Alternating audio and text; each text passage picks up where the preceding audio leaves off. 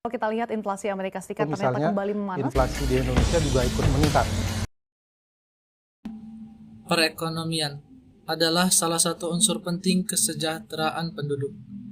Perekonomian yang baik dan mengalami pertumbuhan memberikan sumbangan penting bagi masyarakat, yakni akan berdampak positif pada peningkatan penghasilan masyarakat. Namun, ketika suatu negara dengan perekonomian yang stabil berjalan lancar, pasti ada sebuah bayang-bayang ancaman yang menghantui kesatuan ekonomi sebuah bangsa tersebut.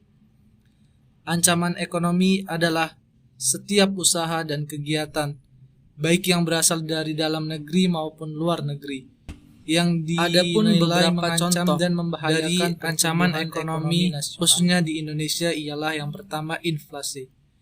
Inflasi dapat diartikan sebagai kenaikan harga barang dan jasa secara umum dan terus-menerus dalam jangka waktu tertentu.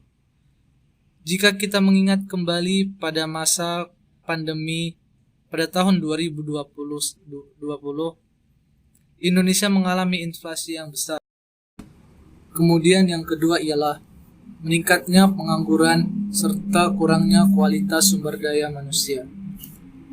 Pertumbuhan ekonomi di Indonesia terbilang cukup pesat, namun angka kemiskinan, ketimpangan sosial, dan pengangguran juga tergolong tinggi.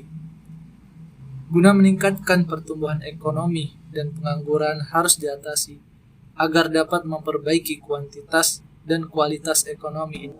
Kemudian yang ketiga ialah ketergantungannya Indonesia dengan impor.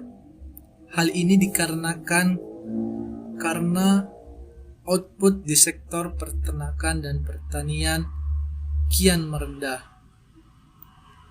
Sementara pertumbuhan penduduk harus terus-menerus meningkat, sehingga harus ditekan seminimal mungkin untuk meningkatkan pertumbuhan ekonomi di Indonesia. Kemudian, solusi untuk menghadapi ancaman dalam bidang ekonomi yaitu ialah yang pertama, memperbaiki infrastruktur yang menunjang kegiatan ekonomi.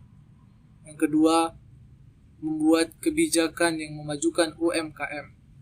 Kemudian yang ketiga, membangun lapangan kerja yang bersifat kreatif dan padat karya, sehingga dapat meminimalisir angka pengangguran yang ada di Indonesia.